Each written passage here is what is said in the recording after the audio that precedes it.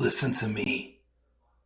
If there was a wise man who would ever think of this, they would say in order to be superior to the man, you've got to be the man. For I am the man himself.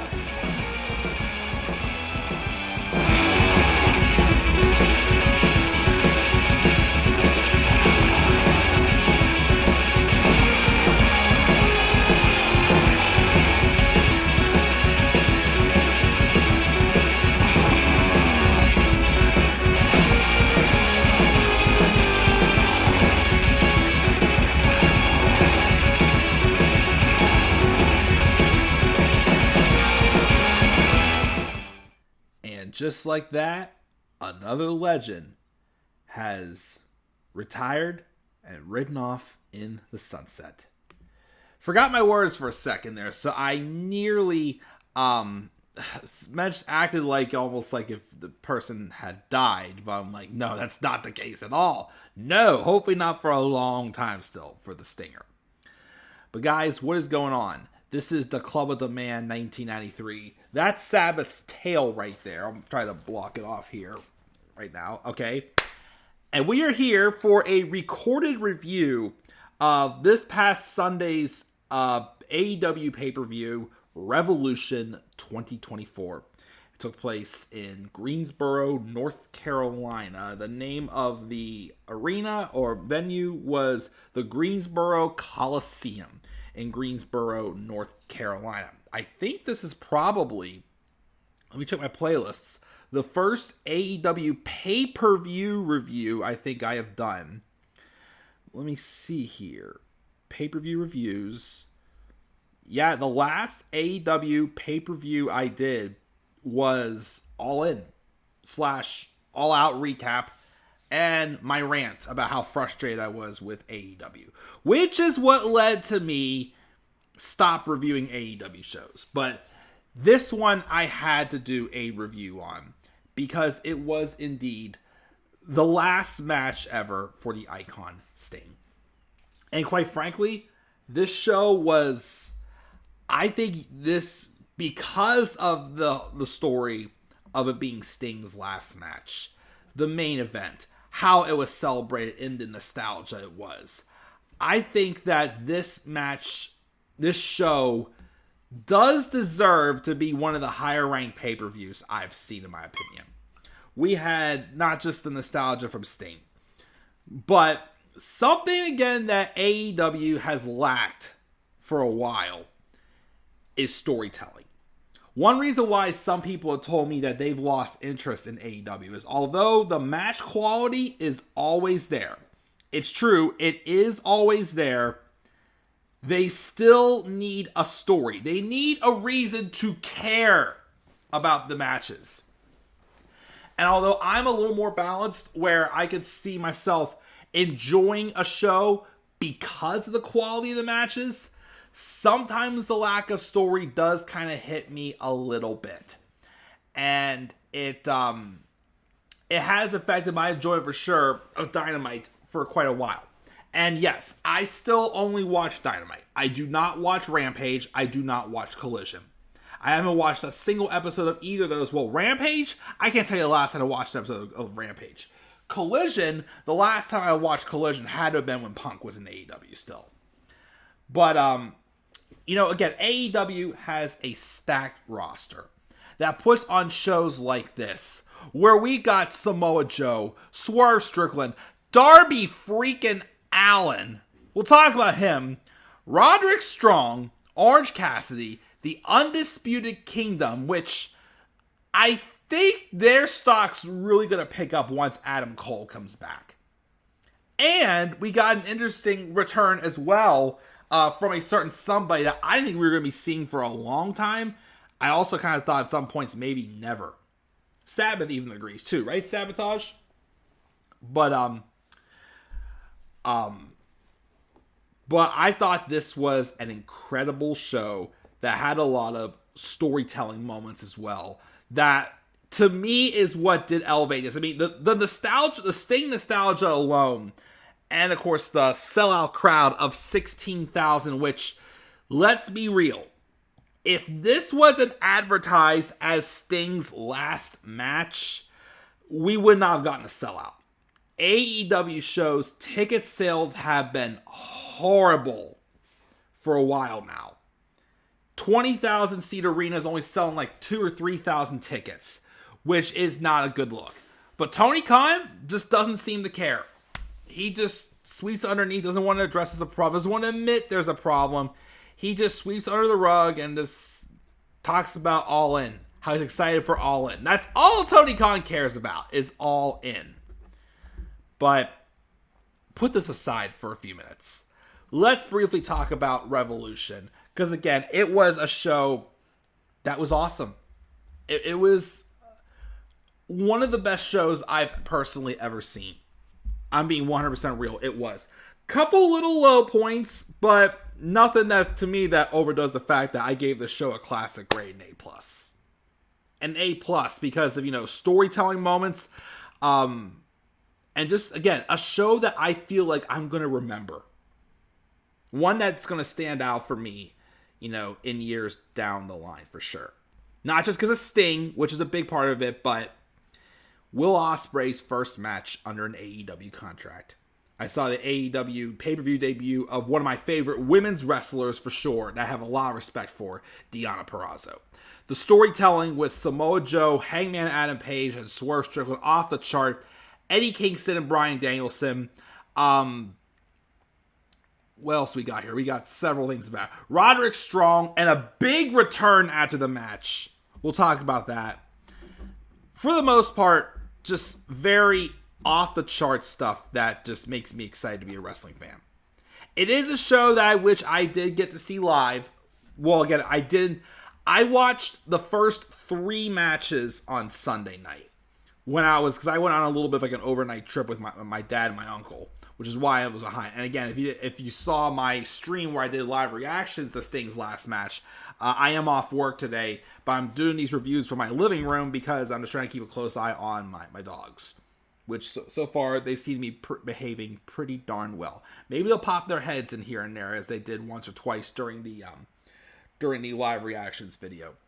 But yeah, this is just recorded, like I said, because I just still don't feel comfortable reviewing AEW shows because I feel like they just cause a lot of controversy and arguments. So just give my thoughts out there, and we're going to move on. But yeah, so Greensboro, North Carolina, which is also the home of the first world title match Sting ever had in 1988 when him and Ric Flair went to a 45-minute draw. So it's definitely a special spot for the Stinger as well to have his final match. I did not watch the pre-show or 0 Hour, but there were 2 matches on that show.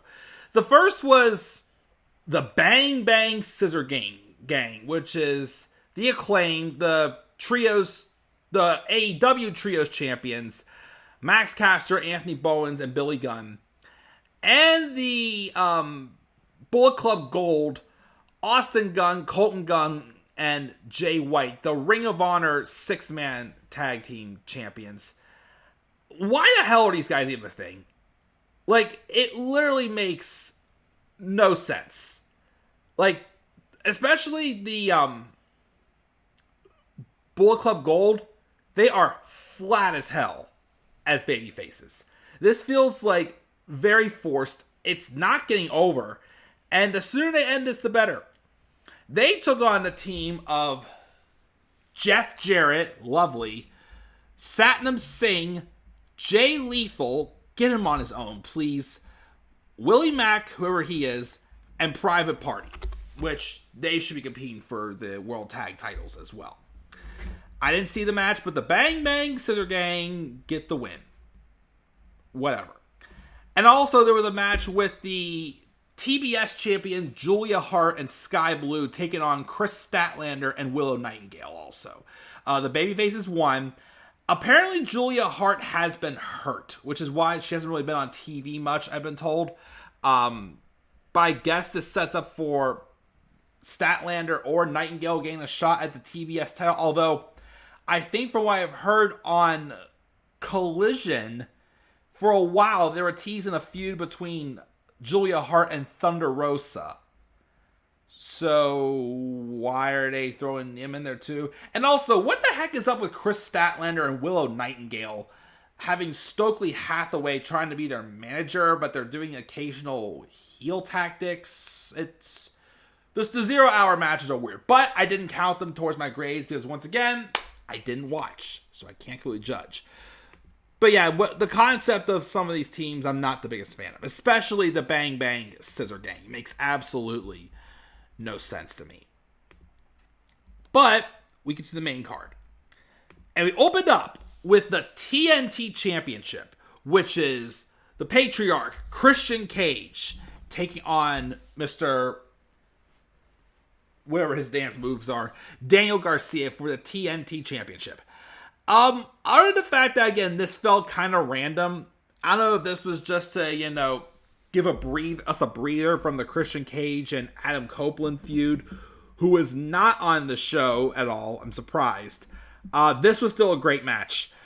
I think Garcia's been featured more on Collision than Dynamite, which again explains why I don't really quite know the whole story as to how he got in this match.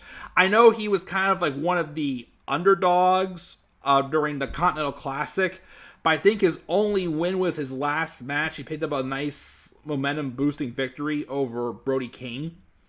And again, Daniel Garcia is a great wrestler.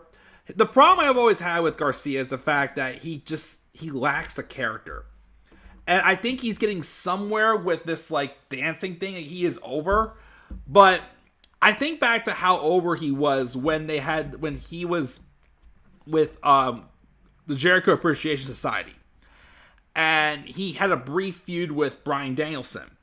And after that amazing 2 out of 3 falls match they had, they started the whole story of, are you a wrestler or a sports entertainer? That is when I think Daniel Garcia was really starting to click.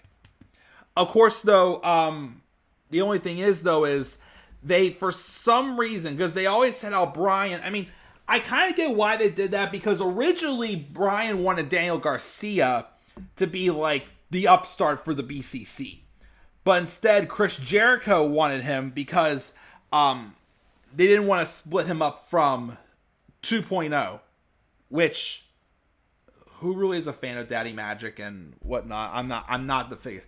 I still view 2.0, whatever you want to call them now, Ever Rise, as just the jobbers they were in NXT. I'm sorry. They're too hard to me as jobbers. But Daniel Garcia definitely has something to him. Again, it's just the character is lacking. But the match was still great. A lot of great near falls.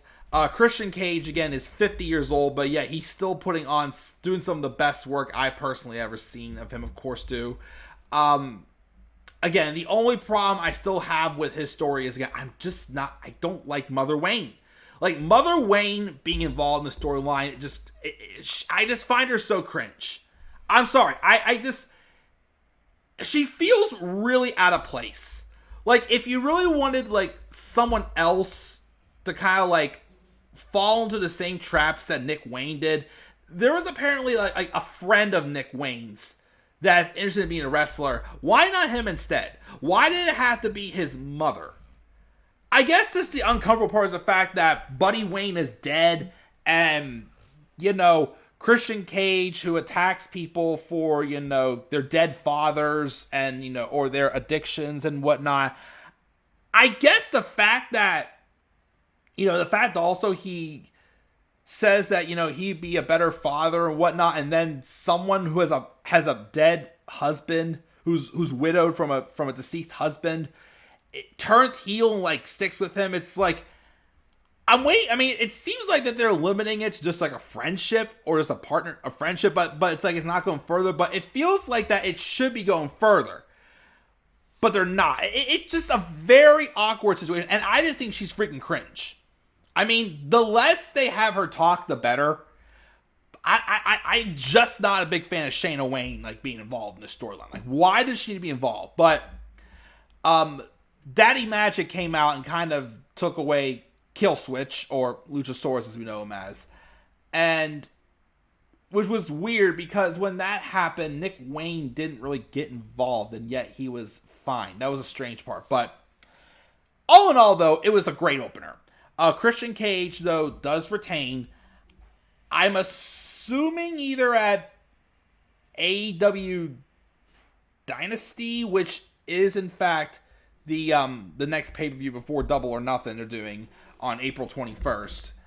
One of those shows, I'm assuming they'll do Christian Cage and Adam Copeland again. I don't know, but we'll wait and see. But a great opener, Christian wins. The second match was Eddie Kingston putting his, I think it was it just the Continental Crown Championship? I think so. I think it was just that one. Putting that one on the line against Bryan Danielson. Again, another feud I haven't kept up with much because it's mainly been a Collision storyline. But I guess the storyline here is, of course, the fact that, Bryan has never respected Eddie Kingston. And, I think he beat Bryan in their match in the Continental Classic, which bothers the crap out of Bryan. So Eddie wants to prove that it wasn't a fluke. And if he beats him again, he wants respect that he's been wanting from Bryan for the longest time. My only problem with this is, why in the world is the Continental Classic winner title like a legitimate title? Like, why can't they have him hold the title and then participate in the next Continental Classic and then that person wins? Like, the idea of it being defended feels very out of whack. But I guess the story is I guess they're kind of trying to treat it somewhat like the NXT Heritage Cup, which it has its own distinctive rules, which the rules aren't the same, but I guess nobody could get involved. But to me, it's just still, it's weird. Like, we already have 2 mid-card belts the way it is for AEW. Why do we need a third? Like, keep this as more of a trophy for Eddie Kingston, or a cup, like a Stanley Cup or something like that. You don't have to actually make it an actual championship. But besides that, the match was great, as you expect between these two. The storyline was there as well. They, if you want to tell a story about 2 guys that literally dislike each other, which I don't know if they really do really dislike each other or not, but they beat the piss out of each other. Chops, hard hitting, at times it looked like they were legitimately hitting each other. Eddie eventually, though, does get the win.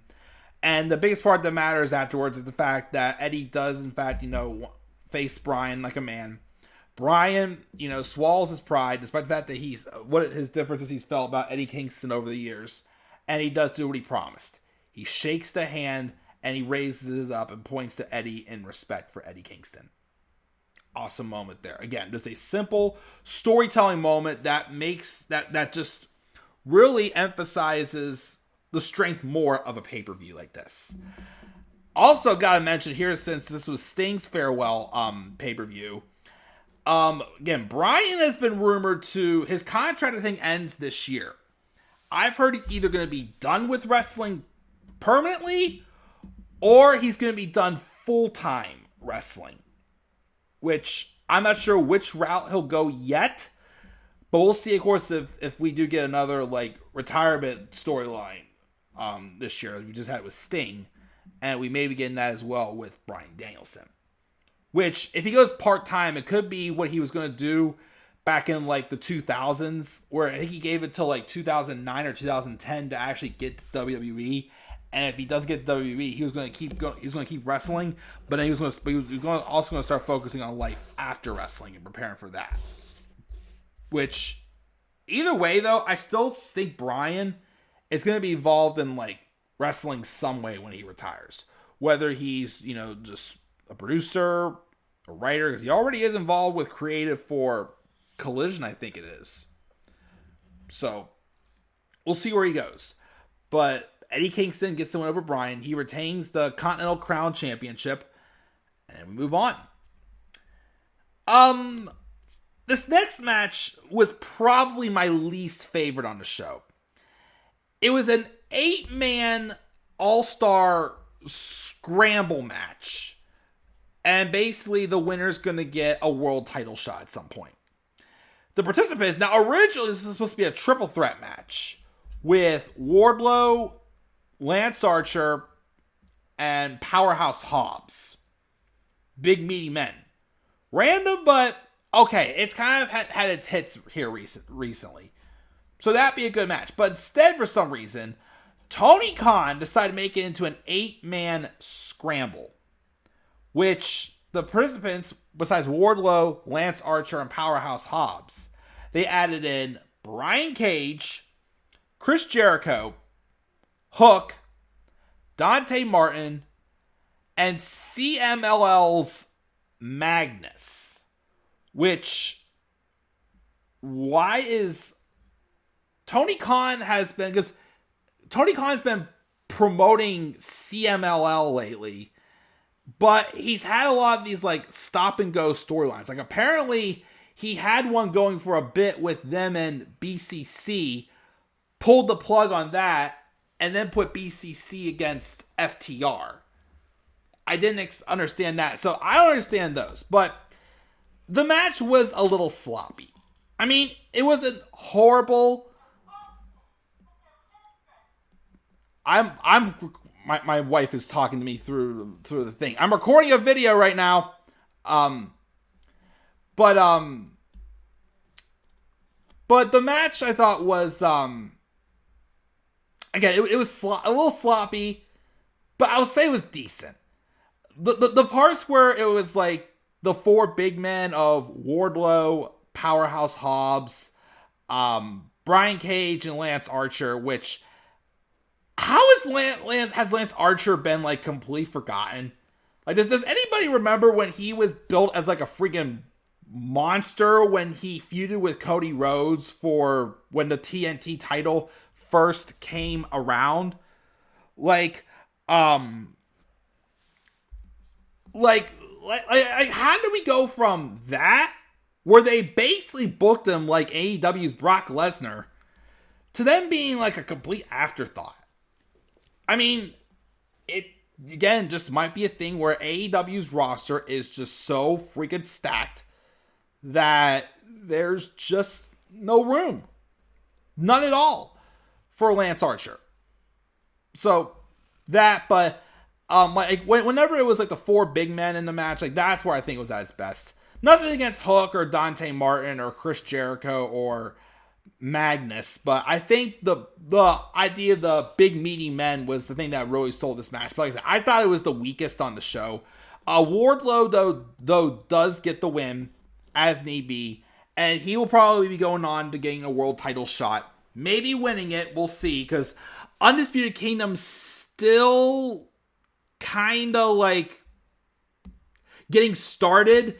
With the injuries, it's been a little bit of a hard time trying to get out of first gear. But hopefully this next match kind of started like, really cooking for them. Because the next match we had was...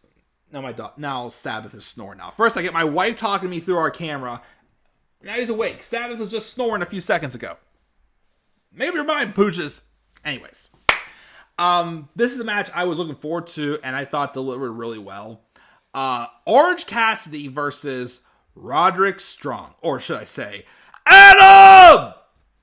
But another great match. Although Roderick Strong, now, one thing that I was a little concerned going into this match, again, I love Roderick Strong as a wrestler.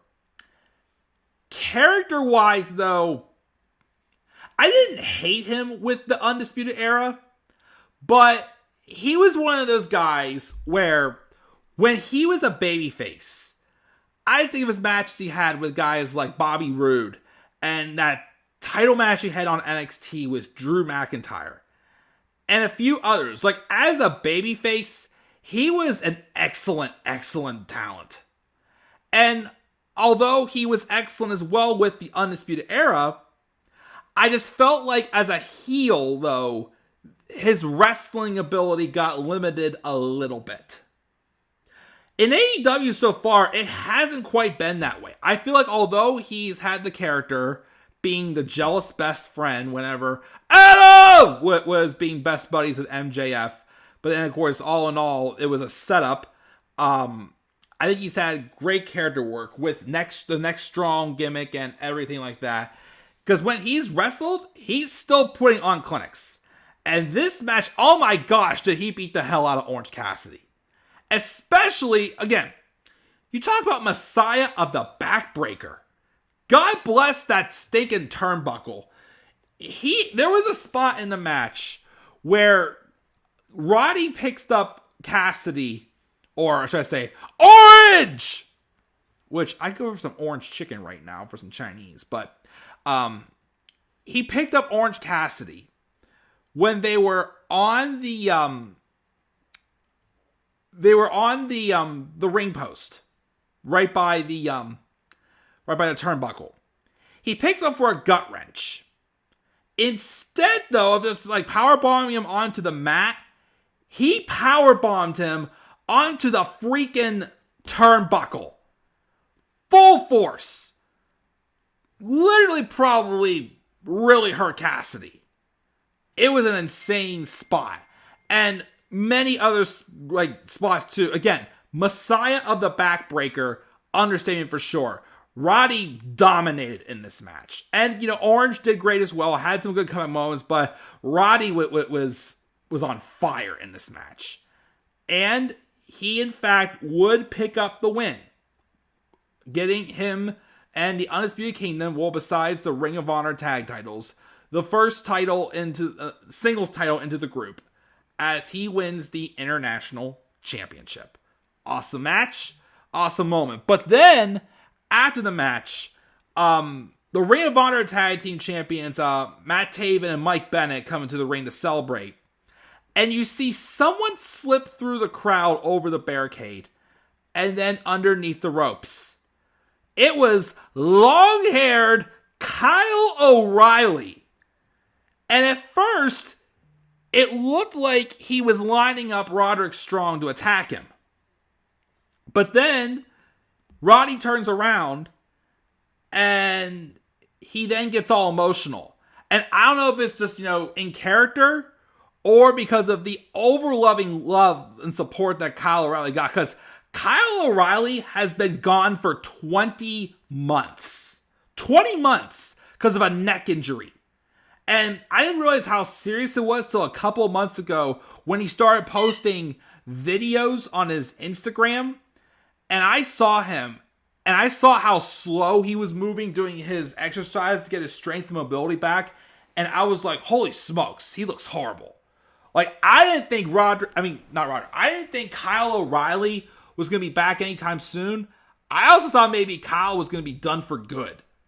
So I don't know if the emotion he had was because of, him being in character or just the support he got because the crowd was chanting welcome back to him.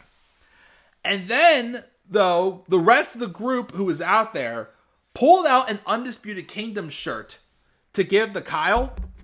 They gave it to him. He took it, but he kind of said, not yet, and put it on his shoulder. And he walked away. He left without the kingdom. Which I'm wondering where that's going to go. Because if I'm being honest, I love Kyle O'Reilly. I didn't think he quite, like when he got his singles run in NXT, he had a great series of matches with Adam Cole. I think he had one or two good ones also with Finn Balor, but outside of those, I didn't really see main event level for Kyle O'Reilly screaming out, if I'm being honest. They were having him being Cool Kyle, as his gimmick basically was. I didn't quite think it was there, if I'm being real. But when I read the rumor roundup, apparently the plan is for him to be in the Undisputed Kingdom, but he's still kind of being his own thing. So we'll see where it goes. I think eventually, if Kenny Omega gets better from his diverticulitis, I think that with Roderick Strong here, we got to get the 3 Undisputed Era people who are in AEW versus Kenny Omega and the Young Bucks. That's got to happen. probably would have happened if Bobby Fish didn't, get full of himself, leave, and then kind of made a big mistake. And I think he's in MLW now, but I think he had the idea in mind of trying to get back to WWE with the rest of them, but it wasn't going to pan out. Like, Bobby Fish by himself, never really been the biggest fan of. But you might be regretting it now. But as long as we got Roddy here, and Kyle's back, get Adam Cole healthy again, and we can get that 6-man tag match someday, which I'm pretty sure was going to be the plan until Cole got his concussion and Kyle O'Reilly had his neck injury and whatnot. But it's glad to see Kyle back. Glad to see Roddy also win a singles title as well. Again, he definitely earned it. He has been doing some of his best work, I think, since joining AEW last year. But another fantastic match. This one was good too. This tag team match between FTR and BCC's Jon Moxley and Claudio Castagnoli, who came out dressed as the Road Warriors, giving a tribute towards them, which was very nice to see as well. Match was pretty good as I expected. Again, what's hurt this a little bit though, again, was the fact that they just randomly dropped the feud with BCC and CMLL for this. Like, there really wasn't quite a story other than the fact that they had one match on Dynamite, yet it went to a draw. This one could have used a stipulation, but it was still pretty good. Surprisingly, though, Jon Moxley didn't bleed in this match. Dax Harwood, I think, was the one that got busted open. BCC, though, do get the win. I think FTR is going to be taking some time off, though, because Cash Wheeler, I think, does have some charges against him that he has to take up with, I think it is. So we might not be seeing FTR for a few minutes. So with, of course, the tag team picture in question, well, don't want to spoil anything. You think there's a chance that BCC could get a shot with the tag title soon? I don't know if I would do that. I still think at some point, I think they're going to put the tag titles on the Undisputed Kingdom. Especially if Wardlow is now probably going after the world title, which about time. But if not, we could maybe see Mox and Claudio get those tag titles at some point. We'll have to wait and see, though. Following that, we have the only women's match on the main card. Two of my personal favorites, Toni Storm and Deonna Purrazzo for the AEW Women's Championship. Crowd was a little off for this match. I mean, they probably needed like a chance to cool down because they had a bunch of hot matches before this. This is probably my second least favorite match of the night. The other one, the first one, my least favorite was definitely that scramble match. Also, I didn't mention this, but when I heard scramble, there used to be that thing in ECW, when the ECW title was on the line, where it had the scramble match, where I guess it was a clock on for so many minutes, and whoever had the last pinfall after the timer goes out, I guess they won. That's what I thought we were kind of getting, but we didn't. So that was a little weird. But anyways, getting back to this match. Again, two of my favorites, especially Deonna. We all know how much I love Deonna Purrazzo. She did well in this match.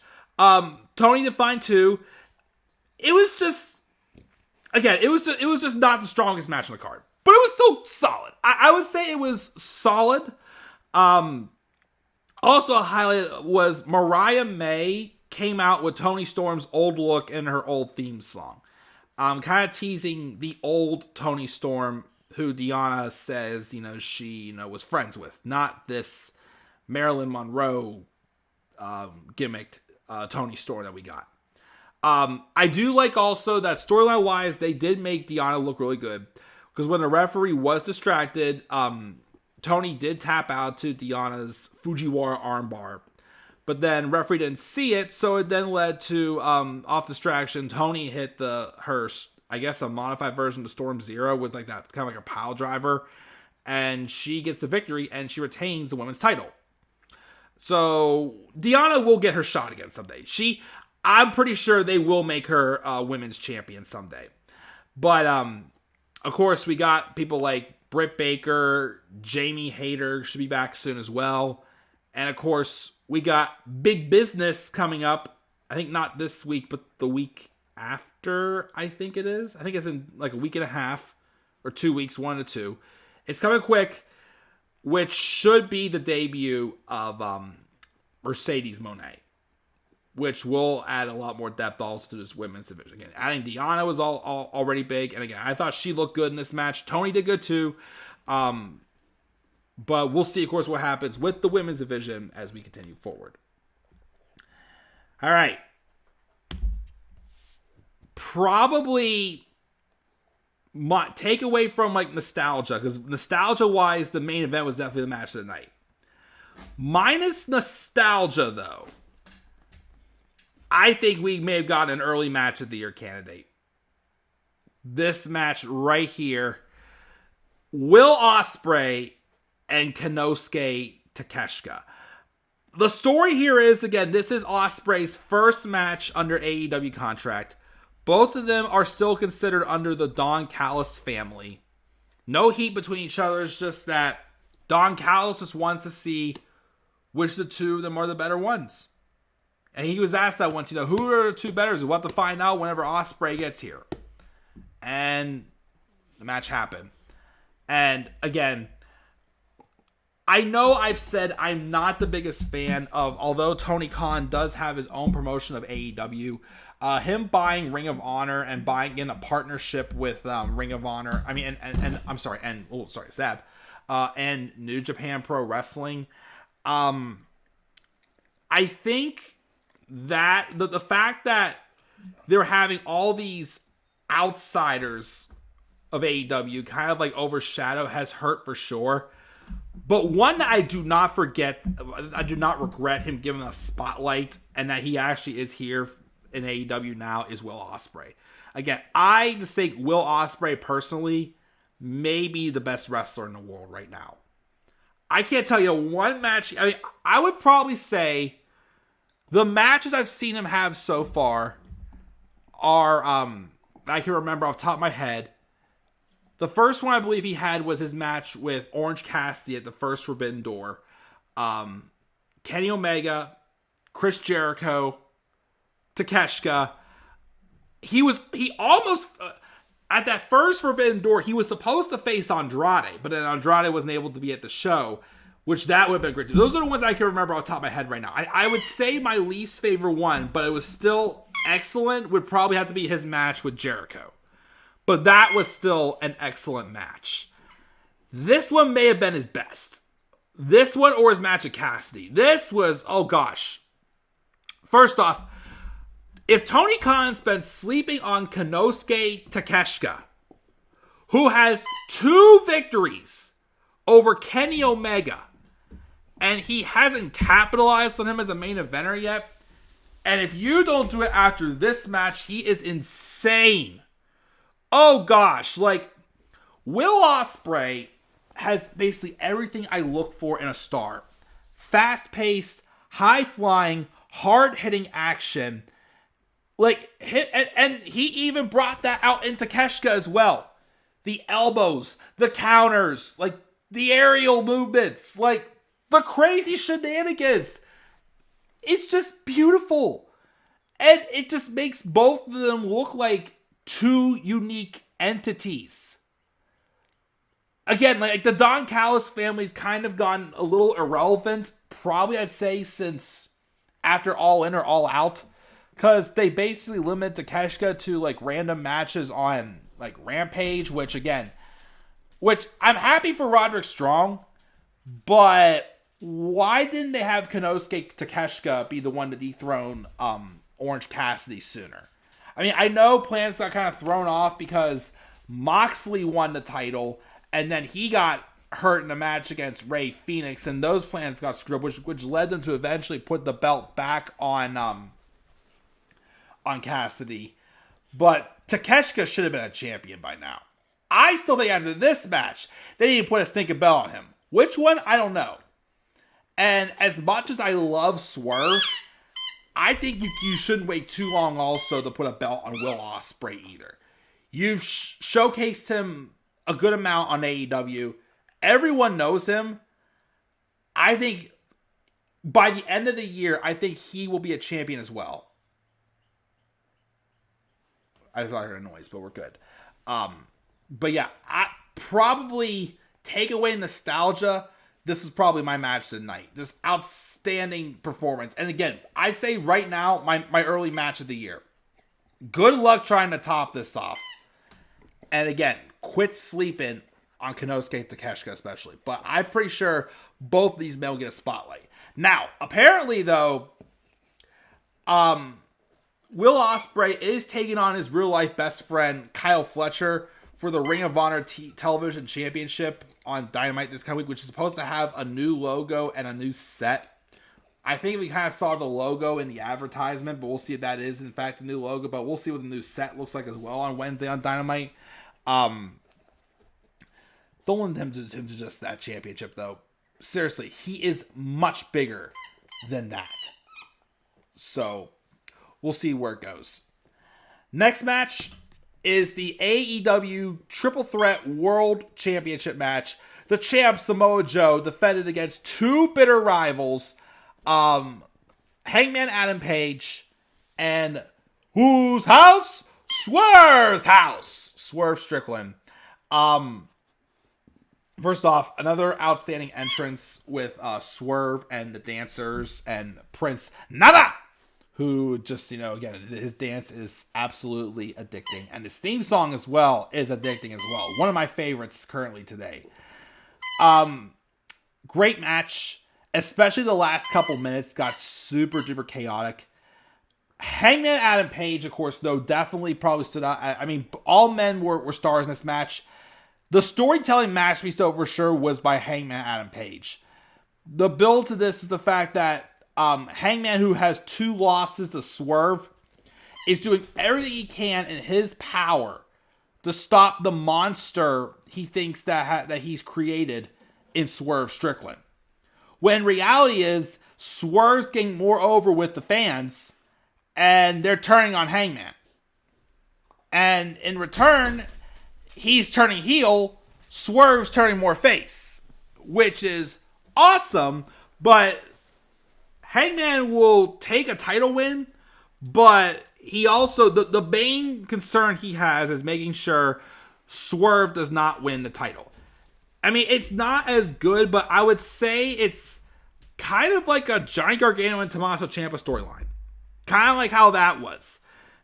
In return, Hangman is becoming everything he despises.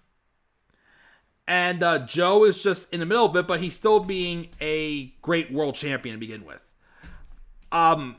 Again, there was some spots where like Hangman was getting like very ridiculous that he actually did beat up a couple referees. There was several close spots. I think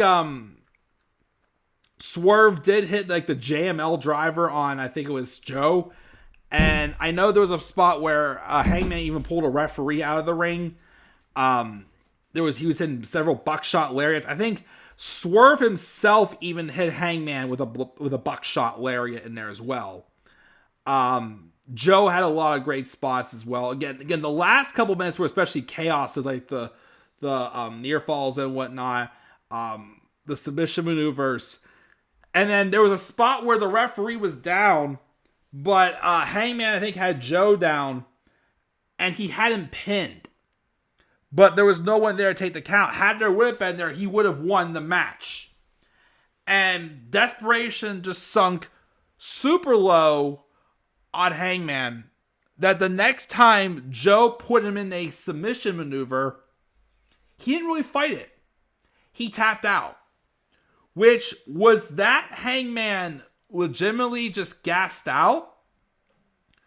Or did it come to a point where it's like, I can't let this go on longer, the longer I let it go on, Swerve's going to have a chance of winning, and he tapped out to make sure Swerve didn't win the title.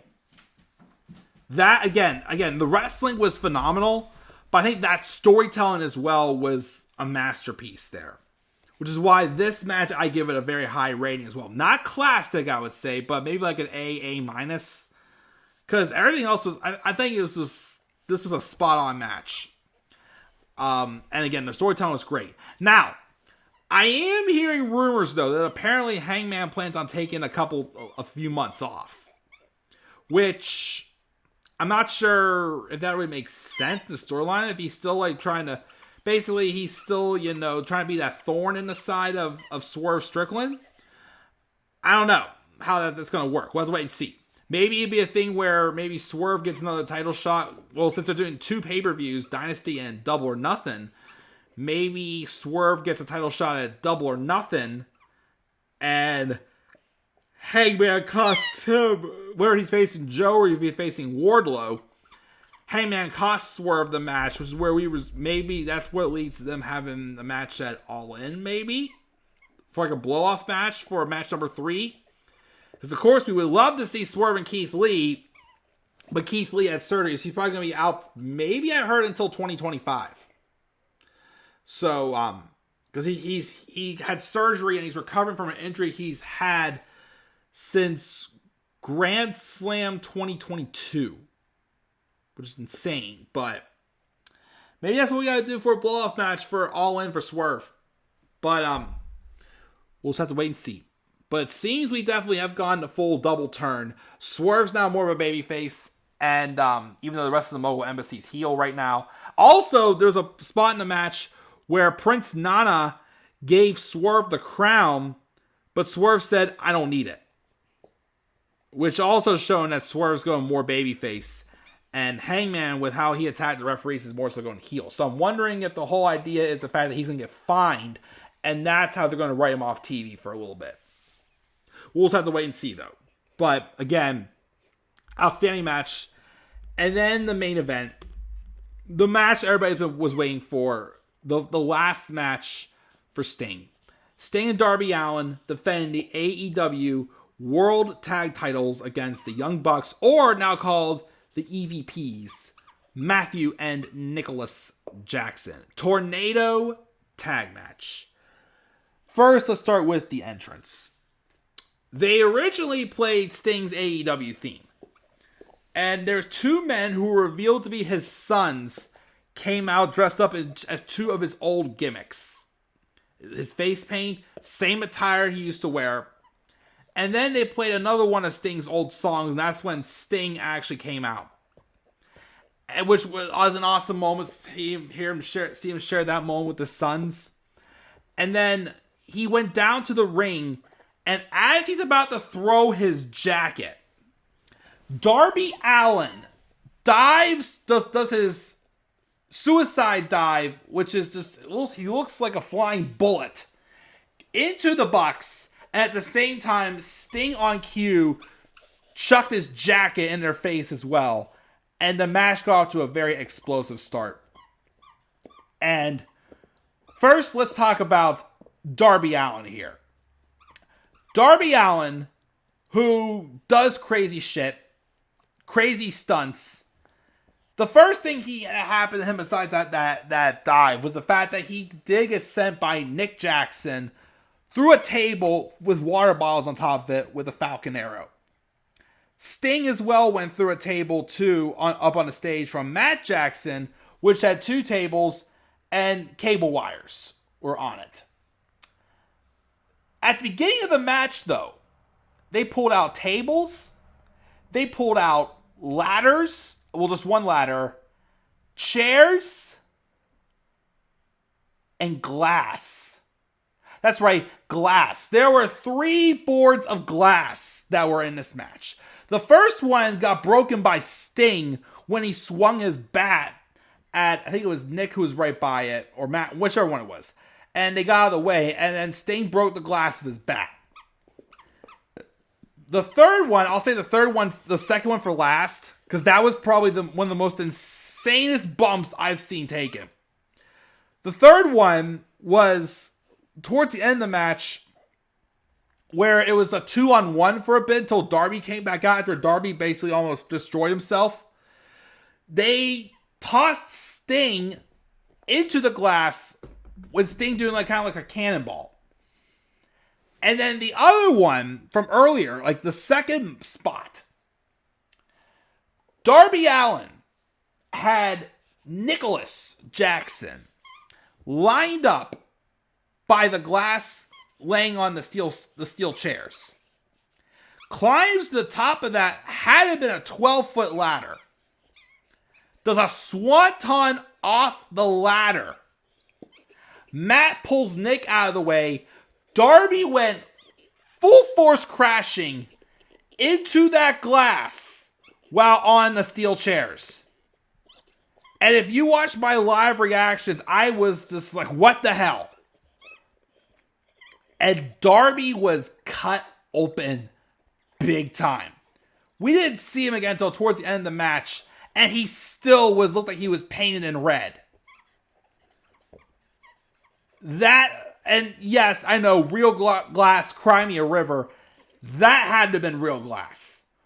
Because I don't know how Darby even said afterwards he basically wanted to destroy himself in Sting's last match, yet he was still there breathing. He is that insane that he enjoys those major stunts. And this is the same man who wants to climb Mount Everest also. A couple other spots. I know Sting had a sequence for a while where he was double teamed by the Young Bucks after this. And then they had Ric Flair out there. I forgot what his job was. But I think the special guest timekeeper was Ricky the Dragon Steamboat. Both of them got involved. But yet they took chair shots, super kicks as well from the Bucks. And then they even hit Sting with EVP triggers. They hit him in the head with title belts. And he kicked out of them. And like the first few, he was kicking out of 2. As the shots went on, Sting was kicking out at 1. Like, I think he was suplexed, something like that, off of the ladder, because he climbed the ladder trying to do a splash, and he went for a suplex off the ladder. Sting went through a table, and he kicked out at 1. He took a double super kick, leaned back for a second, stood right back up, and no-sold it. Nostalgia. Off the charts. Also forgot to mention at the beginning of the match, there was a spot where his sons were coming in doing the Stinger Splash on the Bucks, which was awesome. When Darby finally came back out, I believe he pushed Nick off the turnbuckle. He went through the last table. And then Sting hit a Scorpion Death Drop on Matt. Matt kicked out. But then Darby immediately hit a coffin drop. Sting then puts Matt into the Scorpion Deathlock. And that's what leads to Matt to tap out. Sting ends his career as a champion, a tag team champion with Darby Allin. And he also finishes his AEW career 29-0. A perfect record. Again, Tony Khan may have gotten a lot of things wrong lately, but one thing that he has gotten right from the beginning, since Winter is Coming 2020, is Sting. He's gotten Sting right. And he's messed up with other things, but he has known how to book legends. And then afterwards, even though, of course, they got cut off, the pay-per-view got cut off, but we're able to watch the rest of it on YouTube. Sting, of course, thanked everyone. He even asked Tony Khan to come out there, Tony Schiavone to do one more last It's Sting, and so much other things. And, of course, besides everybody on the ramp, well, Darby first saying he was going to go to the hospital, get stitches, which I did read somewhere. From that bump Darby took going through the glass, he only had 12 stitches. 12 stitches. That's still a lot. But I expected like 30 stitches from that bump. And with how busted open his back was and his arm. Again, he's a crazy little guy, but he does it for us. Like, gotta get respect that guy's willing to put that much of his body on the line for us like that. I know definitely without Sting it's not gonna be the same, but they had a great run. And then of course it ends with first everyone's on the stage giving a round of applause, like the whole roster. Wardlow's on there, like encourage everybody to get more energetic, which again, that's a great time to go out of character for. And then the last moment we see with Sting is he is in the ring with just him and his sons, and they embrace. Excellent end to an icon's career. And an excellent end to an A+ pay-per-view, in my opinion. That's a grade I give it. An A+. So guys, that's my thoughts on AEW Revolution 2024. Man, I talked for 55 minutes. Quite a long time. I didn't think I was going to talk for this long, but again, outstanding show. Again, one of the best for sure. Would I put it above All Out 2021 though? It's tough. I may not. I may have to take a poll on that. See which show is better. All Out 2021 or Revolution 2024? Which was the better AEW show? And what grade would you give this episode? And what was your match of the night? Again, I'd say it was either Sting's last match or Ospreay and Takeshita. What are your guys' overall thoughts? Leave your guys' thoughts down in the comments section below. Be sure also, as always, to slap a like on the video and subscribe for more content to come to my channel. Again, we are only 11 subscribers away from 2,000 currently. Let's get there before WrestleMania. Follow me on Twitter as well at the Club of the Man 93. Also follow me on TikTok and Instagram at the Club of the Man 1993 as well. And as always, guys, I'm checking out. I'll catch you guys all later. And instead of ending with my usual ending, again, since this is for sure the final video with Sting as a wrestler, let's end this instead of let's end this with one last woo! Sting, congratulations on an outstanding 40-year career. I know I only got to experience your brief cup of coffee in WWE and your 3 runs in your 3-year run in AEW, but you're an icon, you're a legend, you deserve every bit of respect you've gotten, and I hope you enjoy a fantastic retirement. Hope you pop in here and there to just say hello, though, which I'm pretty sure he will, and I will see you guys in the next video, whatever they may be. Until then, guys, I'm checking out. Have a great rest of your day, and do not forget, in order to be superior to the man, you've got to be the man, and for I am the man himself. Woo! One more time, because I want to make sure to end on the right note. Have a rest of your day, guys. Woo!